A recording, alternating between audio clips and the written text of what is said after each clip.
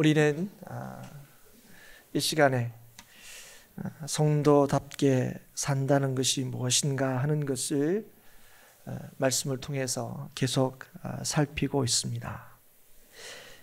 말씀을 듣고 그 말씀대로 사는 삶, 그게 성도답게 사는 것이다.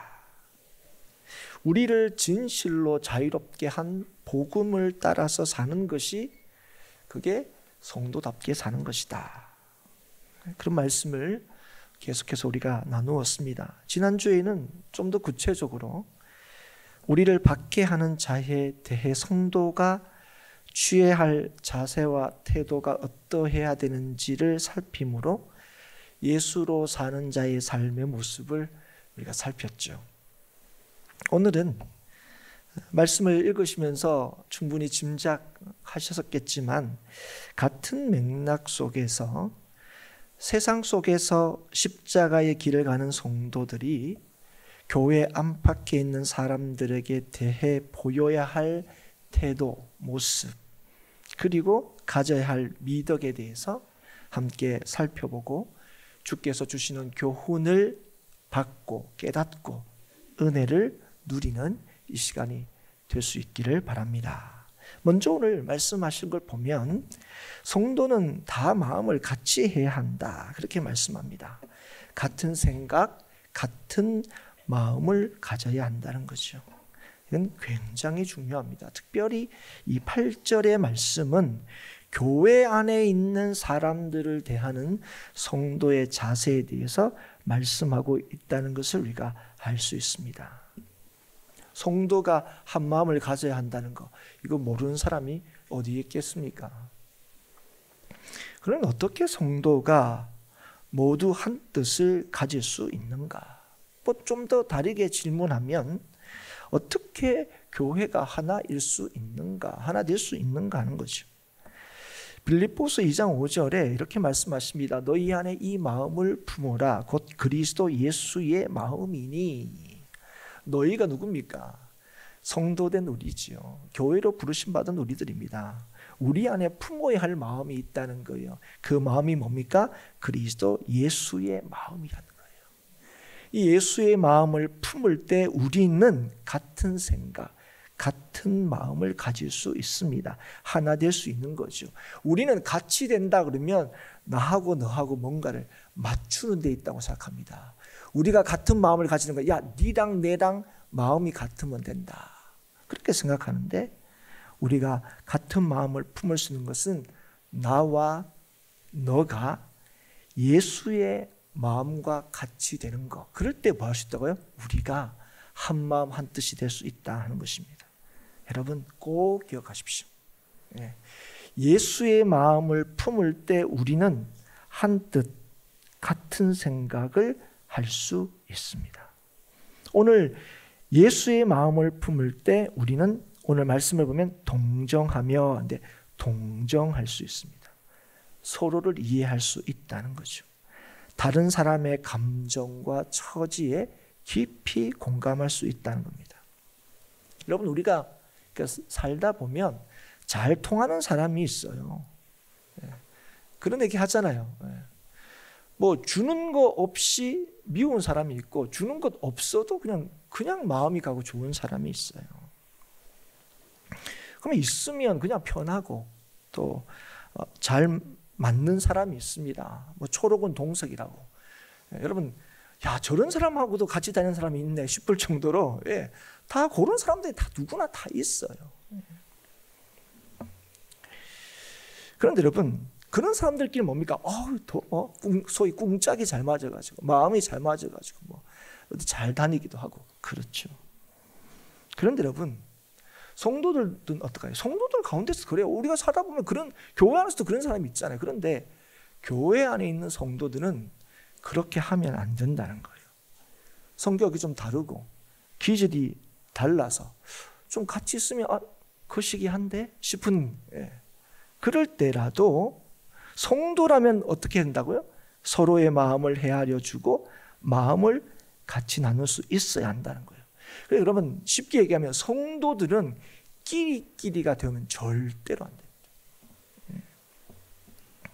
여러분, 예수의 마음을 품어서 하나 되지 못하게 되면요, 끼리끼리가 돼요. 이런저런 이유로 편이 갈리고요, 당이 지어지게 됩니다, 여러분.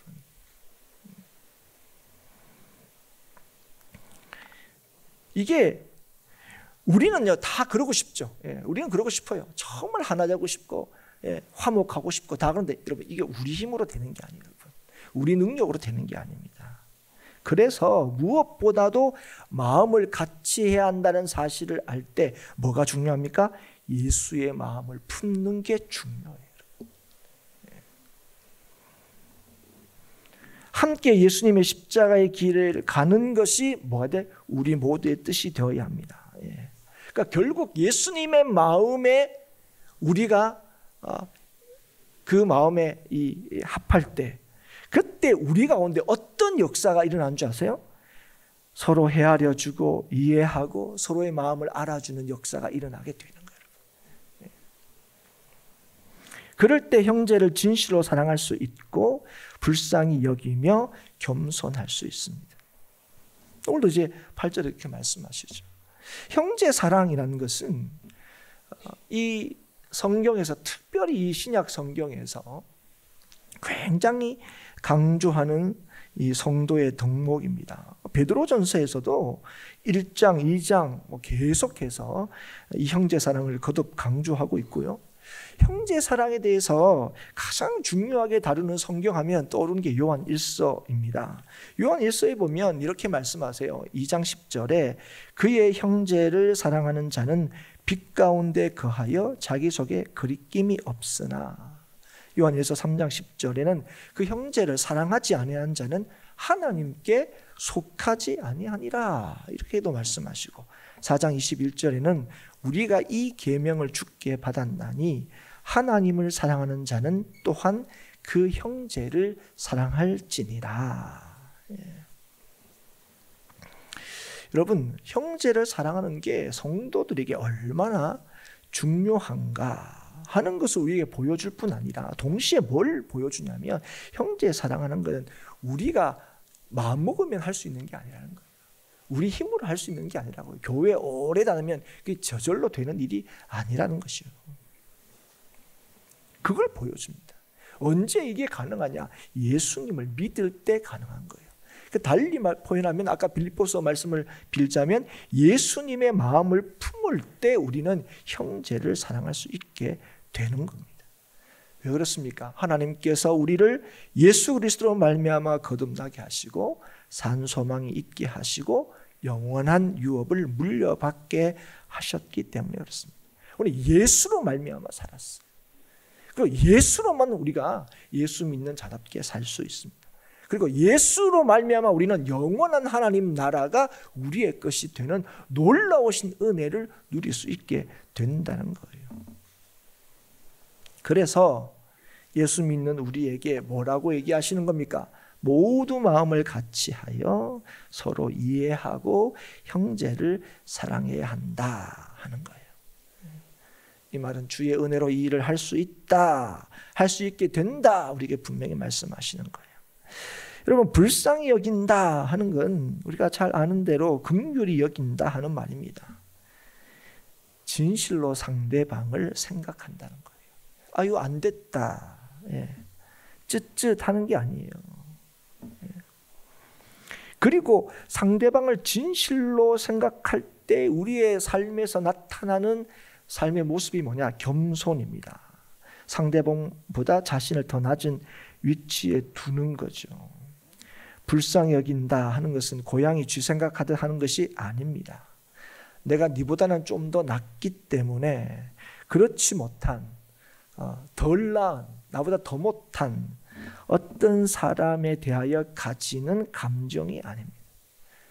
내가 하나님의 긍휼하심을 입었다는 사실을 내가 믿을 때에 우리는 그 주님의 십자가의 은혜로 인해서 우리가 불쌍히 여김을 받고 구원받았다는 사실을 믿는 사람들은 상대방을 긍휼히 여기고 자신을 낮추어 섬길 수 있게 되는 것입니다. 이게 우리 힘이 아니라 주님의 마음으로만 가능하다는 거죠. 그런데 이 은혜를 우리에게 주셨습니다.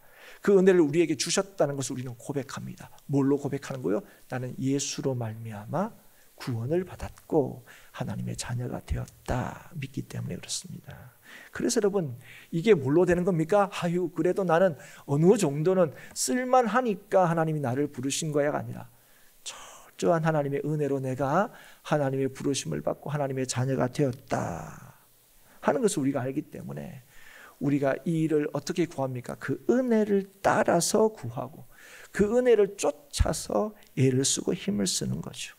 마음을 같이하고 형제를 사랑하고 불쌍히 여기며 겸손할 수 있기를 기도하고 그렇게 될 수 있기를 간절히 바라는 것, 그게 뭐라고요?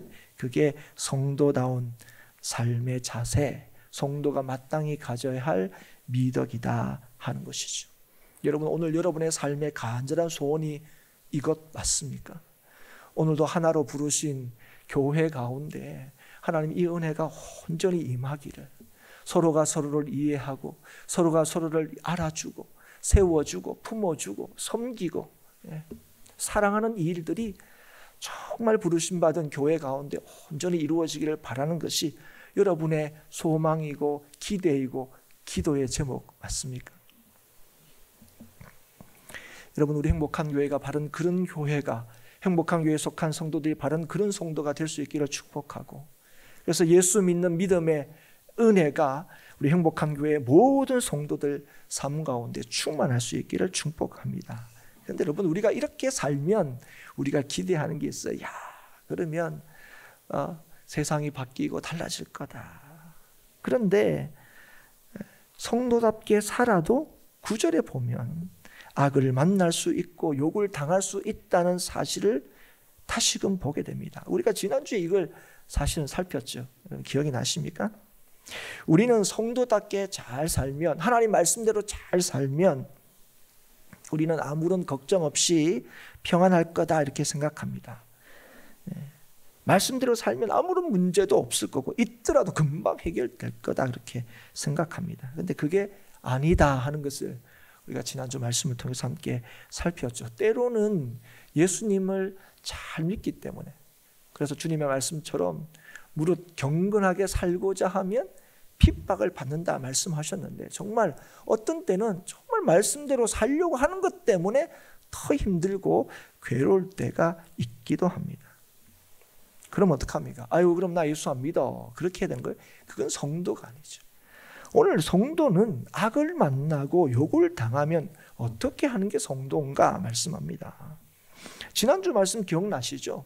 로마서 말씀을 살필 때는 어떻게 하라고 그랬습니까? 악을 악으로 갚지 말고 선으로 악을 이겨라, 그렇게 말씀하셨습니다.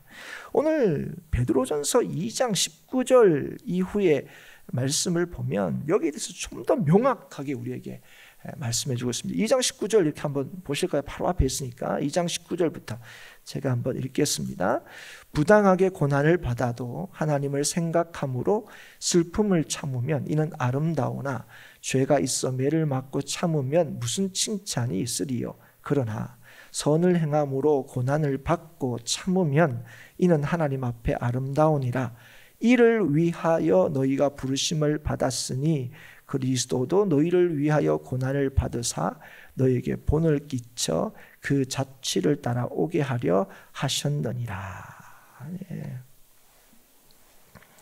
여러분, 오늘 우리 9절에도 다시 그 말씀을 하고 있지만, 오늘 악을 만나고 욕을 당해도 하나님을 생각함으로 참고 사는 것, 그리고 그냥 참고 사는 것으로 끝나는 게 아니라 선을 행하는 것, 그 고난받음에도 여전히 그 삶의 형편대로 살지 않고 주의 뜻대로 사는 것, 그게 뭐라고요? 우리를 부르신 목적이다, 이렇게 말씀하시는 거예요. 그래서 9절에서 이걸 좀 더 확장해서 말씀하시는 거예요. 9절 우리가 같이 한번 읽을까요? 9절, 3장 9절입니다. 9절 같이 읽습니다. 시작. 악을 악으로 욕을 욕으로 갚지 말고 도리어 복을 빌라. 이를 위하여 너희가 부르심을 받았으니 이는 복을 이어받게 하려 하심이라. 아멘. 네. 오늘 예수를 믿어서 복받은 사람들에게도 어떤 일이 있을 수 있다고요? 억울한 일이 있을 수 있다는 거예요. 그런데 그 억울한 일을 당했을 때에 그대로 갚아주는 사람이 성도가 아니라 오히려 억울하게 하는 그 사람은, 나를 그렇게 힘들게 하는 그 사람에게 복을 빌어주는 사람이 뭐라고요? 성도다, 이렇게 말씀하고 있는 거예요. 예수 믿으면 복을 받는다 말합니다. 맞습니다. 틀림없습니다. 예수 믿으면 복을 받습니다. 복을 받되 빼앗기지 않는 복을 받습니다. 영원한 유업을 물려받습니다. 그런데 빼앗기지 않은 영원한 유업을 물려받은 성도는 이 땅에서 악은 악으로 욕은 욕으로 갚아줄 수 있는 능력을 부여받은 사람이 아닙니다. 하나님께서 우리에게 주신 이 약속을 따라서 우리를 모욕하는 자들에게 좋은 말을 해주어야 하는, 복을 빌어주어야 하는 은혜를 받은 사람이라는 사실을 오늘 말씀을 통해서 분명하게 하고 계시는 거예요. 그러면서 이게 뭐라고? 이게 너희를 부르신 목적이라는 거예요. 영원한 약속을 받고 영원한 복을 받은 너희들이 이 땅에서 그 믿음을 따라 살아갈 때 당하는 어려움 속에서도 변함없이 그 약속을 따라서 살아가게 하는 게 오늘 너희를 부르신 목적, 너희를 구원하고 여전히 이 땅에 두며 살게 하시는 목적이라는 거예요. 오늘 성도는 어떤 사람이냐? 복을 빌어주는 사람입니다. 오늘 그저 복을 빌어준다, 빌라, 이렇게 명령하고 있죠. 지난주에 너희를 박해하는 자를 축복하라 할 때 그 축복하라는 말과 똑같은 말입니다. 복을 빌라. 무슨 뜻이라겠습니까? 좋게 말하다 하는 뜻이죠. 그런데 여러분, 누구에게 좋게 말하라고 하십니까? 나에게 좋게 말하는 사람에게 아니라 나에게 악을 행하는 자에게 좋게 말하라는 것입니다. 이렇게 말하라고 살라고 우리를 부르셨다고. 이렇게 말하고 살라고. 우리가 이렇게 살아야 하는 이유가 무엇입니까? 복을 이어받게 하시기 위함이다. 복을 이어받기 위함입니다. 그래서 여러분, 오늘 이 말씀은 누가 진실로 이렇게 살아갈 수 있는지를, 누가 부르심을 따라 살아갈 수 있는지를, 누가 예수의 자치를 따라 살아갈 수 있는지를 분명히 보여주고 있습니다. 예수로 말미암아 우리는 구원을 받았고 예수로 말미암아 그 구원을 누릴 수 있음을 믿는 자이지요. 예수로 말미암아 우리가 복을 받았다, 그걸 확신하는 자입니다. 그런 자가 어떻게 할 수 있다고요? 누군가에게 좋게 말할 수 있다는 거예요. 심지어 우리에게 좋게 말하지 않는 사람에 대해서. 사랑하는 여러분, 남의 말을 하는 사람들, 살다 보면 남의 말을 할 수 있죠. 그런 말이 있잖아요. 모이면 제일 재밌는 말이 뭡니까? 남의 말 하는 거예요, 여러분. 그런데 여러분, 가만히 한번 돌아보십시오. 여러분, 남의 말 할 때 남에게 좋은 얘기 하신 적 있습니까? 있지요. 그렇습니다. 근데 좋은 얘기가 얼마쯤 하는 것 같아요? 여러분, 제가 어디 이렇게 조사하지는 않았지만 경험상 보면 남의 얘기를 시작하면 아무리 좋게 남의 얘기를 한다 해도 한 20%를 넘기기가 힘들어요. 한 80%는 걱정해 주는 척하면서 험담하는 거예요. 우리가 예수 믿는 사람들이니까 걱정해 주는 척하면서 결국은 그죠? 결론은 좋게 말하지 않는 거예요. 다 위에서 하는 말이다 말하지만 실제로는 그렇지 않습니다. 여러분, 남의 말을 하는 게 왜 안 좋은지 아세요? 남의 말을 하게 되면 어떤 일이 일어난 줄 아세요? 상대적으로 내 의가 드러나게 됐습니다. 이거 희한하죠? 남의 얘기를 시작하면 뭐야? 아이고, 나는 어느 정도는 괜찮은데, 이렇게 되는 거예요. 여러분, 그렇게 되면 자기 의가 드러나면 어떤 일이 나냐? 결국은 그 얘기를 누군가가 전하게 되고, 그리고 안전해도 그런 마음이 커지면 갈등하게 되어 있습니다. 그건 자기의 의도와 상관없습니다. 난 다 잘 되라고 하는 거다. 아무리 좋은 선한 의도를 가지고 있다 할지라도 남에 대하여 좋게 얘기하지 않는 건요, 결국은 내 의가 드러나게 되고 상대방의 잘못들이 더 도드라져서 그게 절대적인 것처럼 여기고, 그래도 하나님도 어쩔 수 없을 것처럼 생각하게 만든다 하는 것입니다. 사랑하는 여러분, 꼭 기억하십시오. 꼭 기억하십시오. 남에게 우리는 뭐 하는 사람이라고요? 복을 빌어주는 사람이에요. 여러분, 나한테 해코지 않은 사람한테 대놓고 복을 빌어주는 거 참 쉽지 않죠, 그죠? 그러면 안 보이는 데서라도 뭐 한다고요? 그 사람에 대하여 좋게 말하십시오. 그러면 뭐가 나타납니까? 주의 의가 나타납니다. 교회는 뭐가 나타나고 교회를 통해서 세상에 뭐가 보여져야 됩니까? 야, 행복한 교회 성도들 괜찮아, 이거 아니고 정말 하나님이 정말 멋지신 분이구나. 여러분, 우리의 의가 드러나는 게 아니고 주의 의가 드러나는 거예요. 그게 성도의 삶이고 그게 교회입니다, 여러분. 누가 괜찮아, 누가 잘나, 그 목사님은 괜찮아, 절대로 그게 드러나면 안 됩니다. 여러분, 보시면 알잖아요. 하나님께서 좋은 성도를 주시고 좋은 목사를 주시고 좋은 중직자를 주시고 막 그래요. 그러면 정말 하나님께 주신 은혜로 받으면 누가 자랑이 되고 누가 드러납니까? 주님이 자랑이 되고 주님이 드러나게 돼 있어요. 그런 교회의 특징이 뭐라고요? 좋게 말하는 거예요. 좋게 말하는 척하는 교회가 아니에요. 여러분, 주님께서 이거 너무 경계하게 하셨죠. 위선, 외식, 척하지 않을 수 있기를 축복합니다.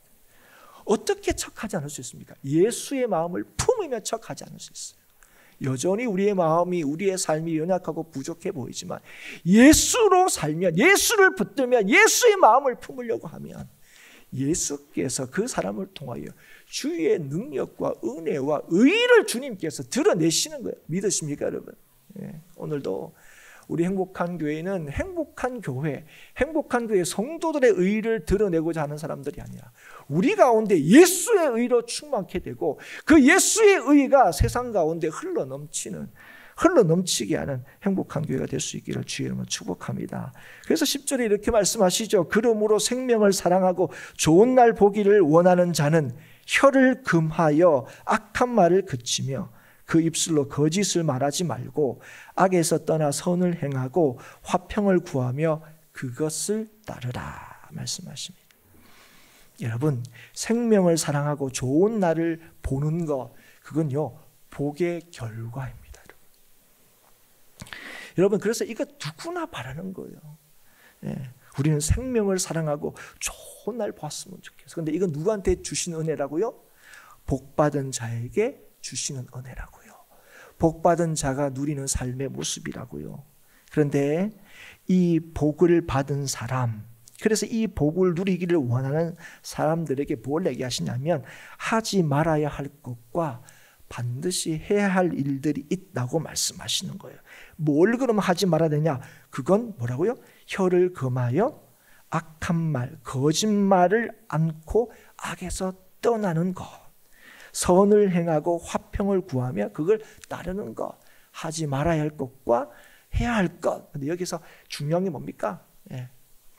다른 사람에 대하여 참말을 하는 거예요. 여러분, 한마디로 말하면 이걸 어떻게 설명할 수 있냐면 거룩한 삶을 살아라는 거예요. 여러분 기억하십시오. 복 있는 자의 삶은 거룩한 삶과 분리될 수가 없습니다. 똑같은 말이라는 거예요. 예수 믿어 복 받은 사람은 거룩한 삶을 사는 사람입니다. 여러분, 예수 믿어 복 받은 사람을 성도다, 거룩한 사람이다 이렇게 부르잖아요. 근데 그 거룩한 사람의 이름만 부여받은 것이 아니라 거룩한 삶을 사는 사람입니다. 그런데 여러분, 일에 대하여 우리가 구하고 따라 살지 않으면 그 사람은 복 받은 사람이라고 할 수 없고 하나님이 주신 복을 누리지도 못합니다. 오늘 이 10절부터 12절까지 여러분 보시면 알겠지만 이게 안쪽으로 약간 들여서 기록이 되어 있습니다. 이렇게 인쇄가 되어 있죠. 이게 어떤 성경 구절을 인용했다는 표시입니다. 이 말씀은 시편 34편 12절부터 16절의 말씀을 인용한 말씀입니다. 시편 34편의 말씀이 어떤 말씀이냐, 그 표제가 이렇게 달려 있는데 그 표제를 보면 다윗이 아멜렉 앞에서 미친 채 하다가 쫓겨나서 지은 시 이렇게 되어 있습니다. 우리가 잘 아는 대로 사울에게 쫓겨가 도망가다가 이제 도망갈 데가 없어서 이제 이스라엘을 떠나서 이 아베멜렉 앞에 가가지고 이제 목숨을 좀 이렇게 보존하려고 그랬는데 거기서도 이제 목숨이 위험하게 돼가지고 어떻게 살아남았다고요? 미친 척하다가 하고 이제 살아남았다. 그때 지은 시인 거예요. 여러분, 다윗은요 하나님께 기름을 부음을 받았습니다. 그런데 이 기름을 부음 받은 이후에 그의 삶이 어떻게 됩니까? 그때부터 사울에게 쫓기기 시작하는 거예요. 엄청난 고난을 겪게 됩니다. 그런 그 다윗이 이 미친 척 하다가 겨우 살아남았는데 그 34편의 시편을 통해서 뭘 다짐하고 또 뭘 기도하느냐, 더 적극적으로 주의 뜻을 따라 살아갈 것을 그렇게 다짐하고 있습니다. 그는 사울에게 쫓겨 목숨이 위험한 상황 속에서도 자신을 부르신 하나님의 뜻을 따라 살기를 애썼습니다. 그리고 그 하나님의 은혜를 누린 사람입니다. 그가 그렇게 할 수 있었던 이유가 뭐냐? 그게 이제 12절 말씀인데요. 시편 34편에서는 15절, 16절 두 구절에 걸쳐서 이제 이 부분을 이렇게 더 자세하게 노래하고 있습니다. 여호와의 눈은 의인을 향하시고 그의 귀는 그들의 부르짖음에 기울이시는도다. 여호와의 얼굴은 악을 행하는 자를 향하사 그들의 자취를 땅에서 끊으려 하시는도다. 무엇입니까? 하나님께서 의인을 구원하시고 악인은 벌을 받게 하시기 때문에 그렇다는 거예요. 너무 분명하다는 거예요. 그럼 누가 의인이고 누가 악인입니까? 너무 분명하죠. 하나님을 믿는 자가 의인이고 하나님을 믿지 않는 자가 악인이지요. 그럼 하나님을 믿는 자는 어떤 자입니까? 하나님의 뜻을 따라 순종하는 자입니다. 그래서 기름을 부어 세운 사울을 죽일 수 있는 기회가 있었음에도 불구하고 우리가 늘 답답해하는 상황이죠. 신하들도 답답해요. 우리도 좀 답답해하는 상황인데 그럼에도 불구하고 그가 그렇게 하지 않은 이유는 딱 하나입니다. 하나님을 믿었기 때문에 그렇습니다. 이 사람을 죽이면 내가 더 이상 도망다니지도 않을 수 있고 드디어 내가 왕이 될 수 있다고 믿은 게 아니라 하나님께서 나를 왕으로 기름 부음 받으셨기 때문에 하나님께서 나를 왕으로 세우실 것을 믿었기 때문에 그 조로의 기회라고 하는 그곳에서 여전히 뭘 따랐던 거죠? 하나님의 뜻을 따를 수 있었던 거죠. 사랑하는 여러분, 하나님이 구원하시고 하나님이 심판하시기에 오늘 우리는 하나님의 말씀을 따라 살아야 하는 겁니다. 왜 억울한 일을 당해도 참고 우리를 모욕하는 자들에 대해서 왜 오히려 좋은 말을 해주어야 합니까? 그것은 하나님께서 모든 것을 아시고 모든 것을 판단하시고 모든 것을 이루시기 때문에 그렇습니다. 그걸 우리가 믿기 때문에 그래요. 우리가 그걸 믿는 또 가장 중요한 이유가 뭡니까? 하나님이 우리를 부르시고 하나님의 자녀로 삼으셨기 때문에 있습니다. 우리에게 이미 복 있는 자로, 복을 받은 자로 우리를 선언하셨기 때문에 그래요. 그래서 우리는 어떤 자여야 합니까? 원수를 갚는 자가 아니라 우리가 받은 이 복, 헤아릴 수 없는 이 복을 전하는 자여야 한다는 것이죠. 그래서 지난주 우리가 살폈던 로마서 12장 19절부터 21절 말씀을 다시 한번 우리가 받겠습니다. 내 사랑하는 자들아, 너희가 친히 원수를 갚지 말고 진노하심에 맡기라. 기록되었으되 원수 갚는 것이 내게 있으니 내가 갚으리라고 주께서 말씀하시니라. 내 원수가 줄이거든 먹이고 목마르거든 마시게 하라. 그리함으로 내가 숯불을 그 머리에 쌓아 놓으리라. 악에게 지지 말고 선으로 악을 이기라. 사랑하는 성도 여러분, 우리는 이 땅에서 예수를 믿으며 살고 있는데, 우리는 예수 믿어서 복받은 자다 그렇게 말하며 살고 있는데, 여러분 정말 오늘 주의 말씀처럼 복받은 자로 살아가고 계십니까? 주의 주신 복을 누리며 살고 있습니까? 다른 이에게 복을 빌어주며 살고 있냐 하는 것입니다. 이를 위하여 너희가 부르심을 받았다 하시는 주의 말씀을 아멘하며 그렇게 정말 살기를 바라고 원하고 계십니까? 성도는 다 마음을 같이 해야 합니다. 예수의 마음을 품어야 합니다. 예수의 뜻으로 같이 해야 합니다. 그럴 때 우리는 서로 이해하고 사랑하고 진실이 서로를 생각하며 나를 낮추고 남을 세울 수 있습니다. 여러분, 이 본을 친히 보이신 분이 우리 예수님이십니다. 예수님께서는 이 본을 우리에게 보여주신 것으로 끝나는 것이 아니라 이 본을 보이신 예수 그리스도를 믿는 자에게는 그 본을 따르게 하실 뿐 아니라 그 예수 그리스도의 살아계심과 그 의를 보여주는 삶을 살도록 하셨다는 사실을 이 시간 기억하고 깨달을 수 있기를 주의 이름으로 축복합니다.